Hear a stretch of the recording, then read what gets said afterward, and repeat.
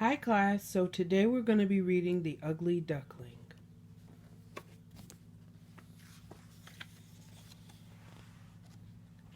Once upon a time, a duck sat on her nest in a big farmyard. It was almost time for the ducklings to hatch, and Mother Duck was growing tired of sitting on the eggs all day.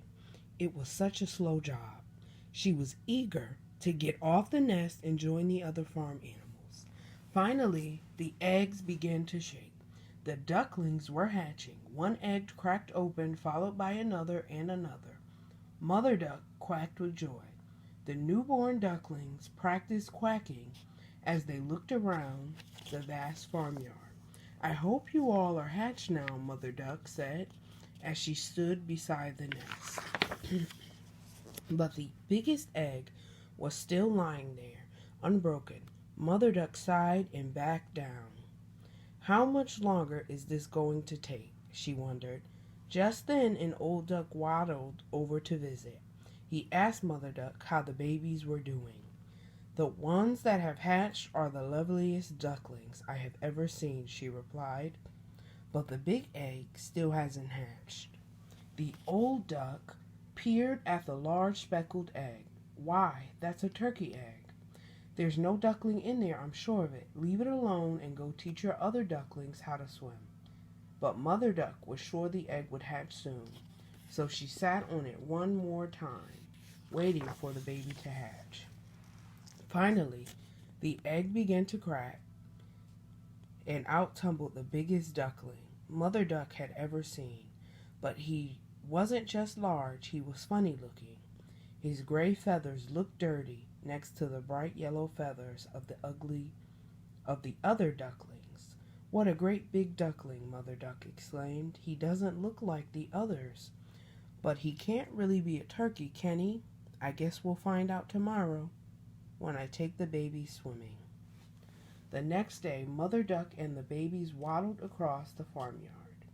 When they reached the river, the ducklings jumped right in. They tipped over at first, but they were soon upright and their little eggs paddled beneath them. Mother Duck watched proudly from the riverbank. Well, she said to herself, that big gray baby is certainly not a turkey. Look at how well he uses his legs. What a strong swimmer. He's my own little one, all right? And he's almost handsome when you take a good look at him. Excuse me. When the ducklings finished swimming, it was time for them to meet the other farm animals. Come on now, Mother Duck said to the babies. Don't be scared, look alive, and don't turn your toes in. A well-bred duckling turns its toes out, like its father and mother. Now bend your necks and quack hello. As the ducklings quacked hello, the chickens, geese, and other ducks glared at them. There are too many ducks as it is, cried an old goose. And now we have to deal with this new bunch too. That big one is so ugly he's hurting my eyes. Leave him alone, Mother Duck said as she flapped her wings. He may not be handsome, but he is happy and can swim beautifully. In fact, he's a better swimmer than his brothers and his sisters.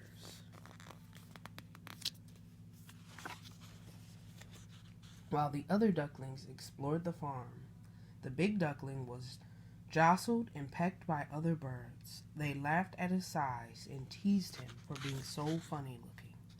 The poor baby didn't know what to do.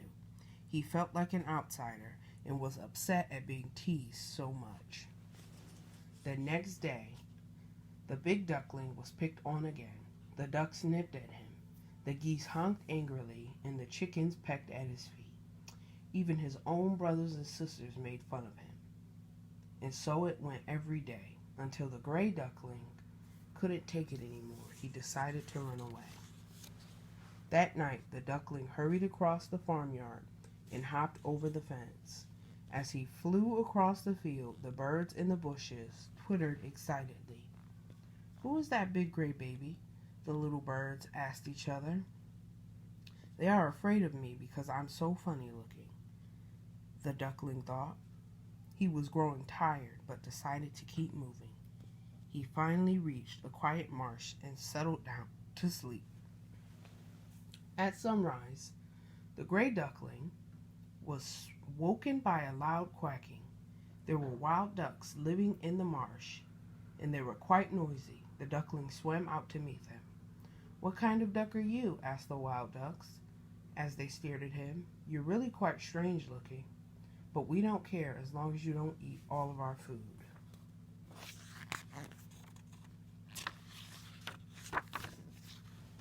The duckling stayed with the wild ducks for several days. They weren't exactly kind, but at least they stopped teasing him. There he met other birds, too. 2 big geese had come to visit the ducks. "Listen," said the biggest goose, "why don't you fly away with us?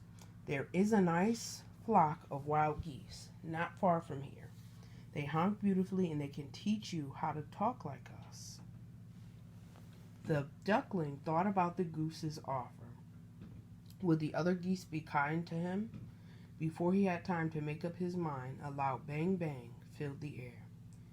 The 2 geese fell silently into the water. They had been shot by hunters. The wild geese quacked loudly as they flew out the reeds. The hunters had surrounded the marsh, and their hounds were running toward the water. The poor duckling didn't know what to do. The terrified duckling hid his head underneath his wing, but a hound quickly found him. As the duckling trembled with fear, the slobbery dog lowered his huge muzzle and sniffed the duckling, but just as soon as he had appeared, the dog hounded off. "I'm so ugly the hunters don't even want me," the duckling said as he sighed with relief. He stayed perfectly still until the hunters and their dogs left. That night he was much too nervous to sleep, so he decided to leave the marsh. After a long journey, the duckling came upon a cottage. An old woman and a hen were sitting in the sunny yard. The woman's eyesight wasn't very good, and she thought the big duckling was a plump duck that had strayed from home. She smacked her lips at the thought of eating duck eggs and invited the duckling to live with her. The old woman was kind, and the gray duckling was happy that she didn't tease him. But the hen kept asking when he was going to lay an egg. When he said that he couldn't lay eggs, the hen laughed at him. "Then what are you good for?" she asked. The duckling felt quite sad. He was restless in the cottage and longed to go swimming. He decided that it was time to go on his way. The next day, the duckling left the cottage. He soon found a big river and dove right in. He swam about happily, looking around his new home. Autumn had arrived, and the leaves were turning red and gold. The sky overhead had a frosty look, and the clouds looked like they were full of snow. The duckling shivered at the very thought of winter. Autumn turned into winter, and the gray duckling shivered every day and every night. But at least the river hadn't fully frozen, so he was able to spend his days swimming.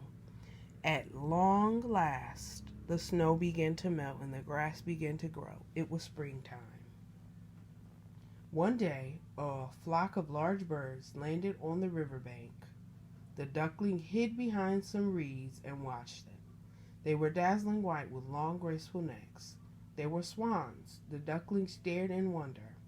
Before long, the swans spread their broad wings and flew away. As they flew higher and higher, the duckling felt a funny feeling. He spun around and bobbed his head up and down.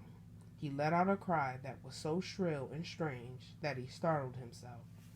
The swans turned back toward the river. They heard him. The majestic swans landed on the river, looking around for whoever had cried out to them. The duckling gathered all of his courage and left his hiding spot. When the swans spotted him, they spread their wings and rushed to meet him. The duckling became frightened and hid his head under his wing. But there on the surface of the water, he saw his own reflection. He was no longer a clumsy, ugly duckling. He was a majestic swan. He cried out in surprise as the swans swam up to him and stroked him with their beaks. The other swans bowed down to him. They had never seen such a handsome swan. As the other swans praised his beautiful feathers and graceful curve of his neck, he thought how he was teased and scorned his whole life. But then, if he hadn't experienced so much sadness, he wouldn't appreciate his newfound happiness. He ruffled his feathers, raised his slender neck, and let out a happy cry.